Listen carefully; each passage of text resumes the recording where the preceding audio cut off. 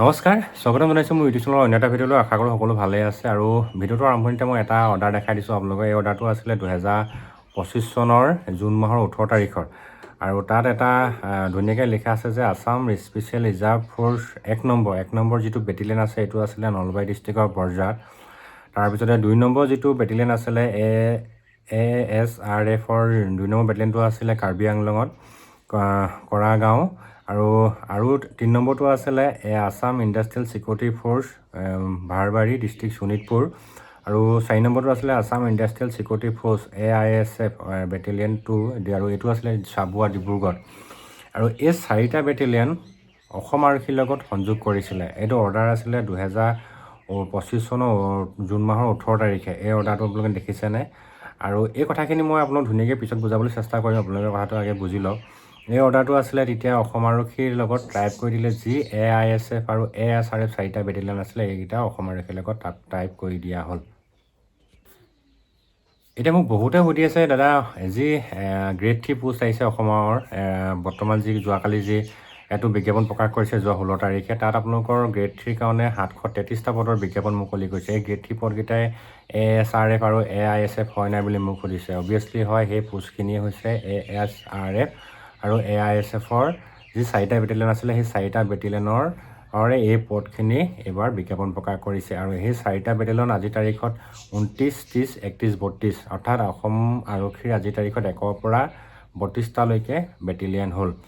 আৰু এই গ্ৰেড 3 যি পদকেইটাৰ বিজ্ঞাপন প্ৰকাশ কৰিছে, এই গ্ৰেড 3 কেইটা অকল কিন্তু এই 4টা বেটেলিয়নৰ মাজতে সীমাবদ্ধ হৈছে। তেওঁলোকৰ কিন্তু অসম আৰক্ষী এৰ পৰা যি 28 নম্বৰ বেটেলিয়ন আছে তেওঁলোকৰ লগত কোনো কানেকশ্যন নাই। আপোনালোকে সকলোৱে জানে যে গ্ৰেড 3টো এটা সুকীয়া হয়। আগতে AISF বা ASRFত তেওঁলোকক ডিউটি হয়, তাত ডিউটি কৰিবলৈ, কিন্তু আজিৰ তাৰিখত তেওঁলোকক অসম আৰক্ষীৰ লগত টাইপ কৰি দিয়া হ'ল।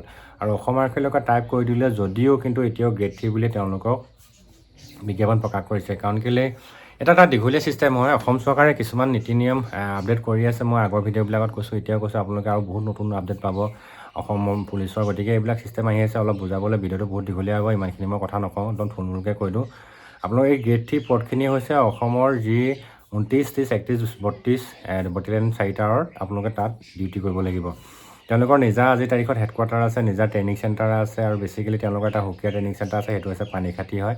পানীখাতিত তেওঁলোকৰ ট্ৰেইনিং চেণ্টাৰ হয়। এইটো এটা central training centre institute of, তাত চিভিল ডিফেন্স আৰু হোমগাৰ্ডৰ সকলো এটা ট্ৰেইনিং হয়। বেছিকেলি তাত আপোনালোকৰ যি AISF আৰু ASRF আছে তাতে তেওঁলোকৰ ট্ৰেইনিঙে হয়। এই 4টা বেটেলিয়নৰ এটা সুকীয়া ট্ৰেইনিং চেণ্টাৰ আছে, আৰু সেইটো ট্ৰেইনিং চেণ্টাৰ পানীখাতিত হয়। আৰু বৰ্তমান আজিৰ তাৰিখত যিসকলে গ্ৰেড 3ত নিযুক্তি পালে তেওঁলোকৰ সেইকেইটা বেটেলিয়নৰ আণ্ডাৰতে তেওঁলোকে ট্ৰেইনিং কৰি আছে। আৰু অসম আৰক্ষীৰ যি গ্ৰেড 3 আছে, গ্ৰেড 3 বেটেলিয়নটোত ডাইৰেক্ট PC অৰ্থাৎ যি SI আছে, AB শাখাৰ SIও তাত নতুনকৈ ৰিক্ৰুটমেণ্ট কৰে। আপোনালোকে নিজে দেখিছে, তাত গ্ৰেড 3 হাবিলদাৰো ওলায় আৰু PCও ওলায়। অৰ্থাৎ PC মানে হ'ল প্লাটুন কামাণ্ডাৰ, আৰু সেই গ্ৰেড 3 PCৰ কাৰণে ৰিক্ৰুটমেণ্ট কৰে, আৰু সেই গ্ৰেড 3 কাৰণে হাবিলদাৰ ৰিক্ৰুটমেণ্ট কৰে। এইবাৰ হাবিলদাৰৰ কাৰণে তাত 5টা পদৰ বিজ্ঞাপন প্ৰকাশ কৰিছিলে, আৰু সেইকেইটা এতিয়া নিযুক্তি হ'ল অৰ্ডাৰ, তেওঁলোকে ট্ৰেইনিং কৰি আছে। তো ছিষ্টেমটো হ'ল তেনেকুৱা ধৰণৰ আছে। আৰু অসম আৰক্ষী কিয় কাৰণে এইকেইটা গ্ৰেড 3 বুলি উলিয়াইছে সেইটো মই ক'ব পৰা নাযায়, তথাপিতো এইবিলাক আপডেট হৈ আছে, আপোনালোকে নিশ্চয় পিছত গম পাব। গতিকে অসমৰ যি 29, 30, 31, 32 এই 4টা বেটেলিয়ন আগতে AISF আৰু ASRF আছিলে, তেওঁলোকক অসম আৰক্ষীলৈ কনভাৰ্ট কৰিলে। তাৰ পৰাই তেওঁলোকৰ এইবাৰ বিজ্ঞাপন প্ৰকাশ কৰিছে। আৰু এইবাৰ ইমান সৰ্বাধিক পদ ব্যয়ৰ বিজ্ঞাপন প্ৰকাশ কৰিছে গ্ৰেড 3। আগতে ইমান কোনো দিন আজিৰ তাৰিখলৈকে যিমানখিনি মই জানো 733টা পদৰ কিন্তু বিজ্ঞাপন মুকলি কৰা নাই। আগতে 200, 300 তেনেকুৱাতে মাজতে সীমাবদ্ধ হৈছিলে, কিন্তু এইবাৰহে হাইষ্ট পদ ওলাইছে। আৰু গ্ৰেড 3ত আপোনালোকে এপ্লাই কৰিবলৈ আপোনালোকে হোমগাৰ্ডৰ ট্ৰেইনিং থাকিব লাগিব, লগতে আপোনালোকৰ NCC থাকিব লাগিব। আদাৰৱাইজ বেলেগে কিন্তু গ্ৰেড 3 এপ্লাই কৰিব নোৱাৰে। যদিও তেওঁলোকে গ্ৰেড 3ত এপইণ্টমেণ্ট পায় বা তেওঁলোকে গ্ৰেড 3ত নিযুক্তি পায়, কিন্তু তেওঁলোকৰ ডিউটি কিন্তু অসম আৰক্ষীৰ লগতে হয়। অসম আৰক্ষী গোটেইখিনি সা সুবিধাৰ ডিউটিৰ ষ্টাইল বা ট্ৰেইনিং তেওঁলোকৰ সেম অসম আৰক্ষীৰ লগতে হয়।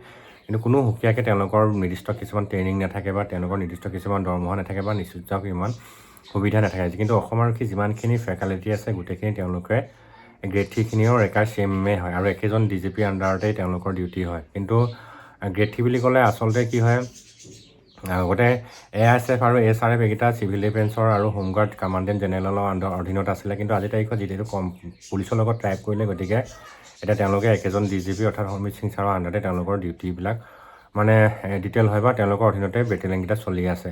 চ' আশা কৰোঁ কথাখিনি বুজি পালে। ইয়াৰ যদি কিবা থাকে আপোনালোকে নিশ্চয় মোক কমেণ্ট কৰিব, মই ৰিপ্লাই দিবলৈ চেষ্টা কৰিম। আৰু এতিয়া আপোনালোকৰ গ্ৰেড 3 ইণ্টাৰভিউ প্ৰচেছটো কেনেকুৱা হ'ব মই আপোনালোকক বুজাই যাওঁ, আপোনালোকে ভিডিঅ'টো চাই যাওক।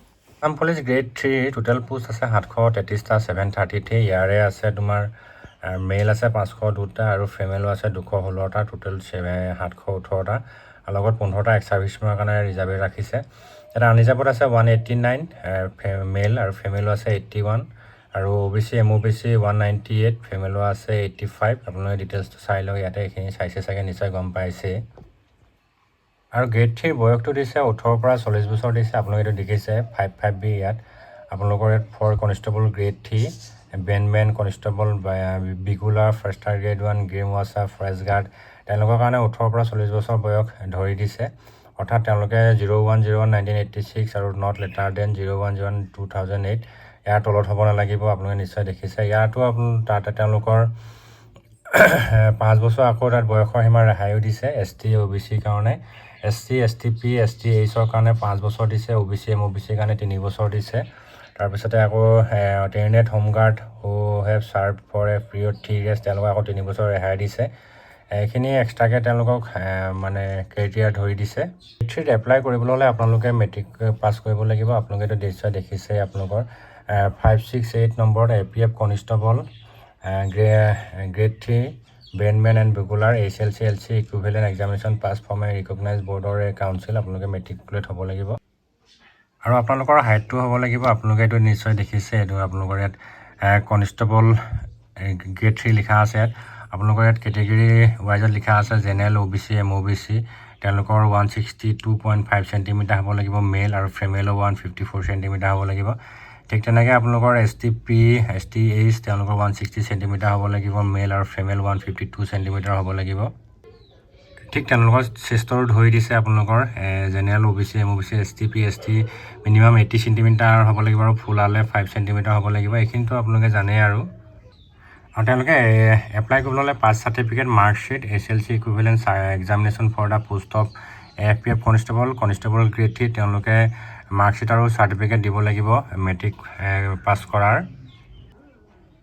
আৰু ৰিটিন এক্সামৰ কাৰণে তেওঁলোকৰ চিলেবাছটো দি দিছে। আপোনালোকে নিশ্চয় দেখিছে। Syllabus for forest guard, game watcher, APF constable WOT, আৰু লগতে constable UB, sub officer, firemen, emergency rescuer, constable grade 3, তেওঁলোকৰ 100 এইখিনি গোটেই লিখি লৈছে। তেওঁলোকৰ মানে ছাবজেক্টকেইটা দি দিছে। তেওঁলোকৰ চিলেবাছটো elementary arithmetic, general English, logical reasoning, mental ability, Assam history, geography, polity, economic, general awareness, general knowledge and current এফেয়াৰ্ছৰ তেওঁলোকৰ ৰিটেনৰ এক্সাম বৰ্ড হ'ব। এইখিনি আপোনালোকৰ আগৰ যিটো ছিষ্টেম আছিলে একেটা ছিষ্টেমেই দিছে। আপোনালোকে নিশ্চয় দেখিছেই।